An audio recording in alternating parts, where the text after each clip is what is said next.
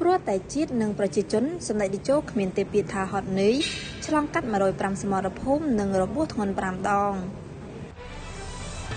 លោកជាធិរិទ្ធអ្នកនាំពាក្យសម្ដេចតេជោនៅថ្ងៃទី22ខែធ្នូឆ្នាំ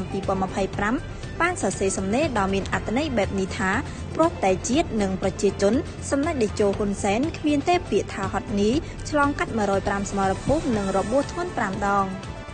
លោកជាធិរិទ្ធបានកត់ត្រាសំខាន់នៃបេសកកម្មរបស់សម្ដេចតេជោក្នុងបុព្វហេតុប្រជាជននិងមាតុភូមិយ៉ាងដូចនេះថាថ្ងៃទី20ខែមិថុនាឆ្នាំ1977យកជីវិតជាដើមទុនដើម្បីតស៊ូរំដោះជាតិចេញពីរបបប្រល័យពូជសាសន៍ថ្ងៃទី22ខែតុលាឆ្នាំ1966ធ្វើដំណើរចូលទៅតំបន់ខ្មែរក្រហមដោយយកជីវិតទៅបដូរនឹងសន្តិភាពសម្រាប់កម្ពុជារហូតបញ្ចប់សង្គ្រាមស៊ីវិលបានទាំងស្រុងនៅថ្ងៃទី29ខែធ្នូឆ្នាំ1998ដឹកនាំកម្ពុជាពីគំនរផៃផង់ឲ្យមានការអភិវឌ្ឍក្នុងកំណើនសេដ្ឋកិច្ចខ្ទង់ 7% ក្នុងមួយឆ្នាំទាំងពីទសវត្សរ៍នៅមុនកូវីដ -19 បើតាមលោកជាធិរិទ្ធបច្ចុប្បន្នសម្ដេចតេជោកំពុងរួមជាមួយសម្ដេចធិបតីផ្ដល់យុទ្ធសាស្ត្រដល់បណ្ដាមេទ័ពទប់ទល់ជាមួយសត្រូវឈ្លានពានប្រពេលដែល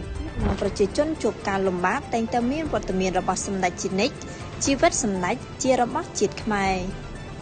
អ្នកនាំពាក្យសម្ដេចតេជោរូបនេះបានគូបញ្ជាក់ថាប្រពេលប្រចាំការលោកតែងតំណាងឲ្យសហការីស្ដាប់ពីបទពិសោធន៍ក្នុងភ្លើងសង្គ្រាមនិងដឹកនាំប្រទេសដោយលោកតែងរំលឹកជារឿយៗថាជីវិតហ៊ុនសែនមិនសមបើអាចរស់មកដល់ពេលនេះទេព្រោះឆាកជីវិតវាលំបាកពេកសម្ដេចតេជោហ៊ុនសែនប្រធានព្រឹទ្ធសភាធ្លាប់មានប្រសាសន៍ថាសម្ដេចមានតែជីវិតប៉ុណ្ណោះធ្វើជាដើមទុនដើម្បីរំដោះជាតិនិងប្រជាជនចេញពីរបបប្រល័យពូជសាសន៍ប៉ុលពតប្រសិនសម្ដេចស្លាប់នាពេលនោះនឹងមានអ្វីកើតឡើងនាពេល45ឆ្នាំកន្លងមកនេះសម្ដេចតេជោយកជីវិតទៅបដូរការរស់រានមានជីវិតរបស់ប្រជាជនយកជីវិតទៅបដូរយកសន្តិភាពជូនប្រជាជនតាមរយៈនយោបាយឈ្នះឈ្នះយកអំណាចទៅបដូរជាមួយសន្តិភាពនិងការអភិវឌ្ឍរយៈពេលវែងតាមរយៈការផ្ទេរការដឹកនាំពីជំនាន់ចាស់ទៅកាន់ជំនាន់ថ្មីសម្ដេចមានប្រសាសន៍បន្ថែមថាចូលចងចាំថាគ្មានជោគជ័យឬលទ្ធផលណាមួយដោយគ្មានការបង់ថ្លៃឬការលះបង់នោះឡើយ។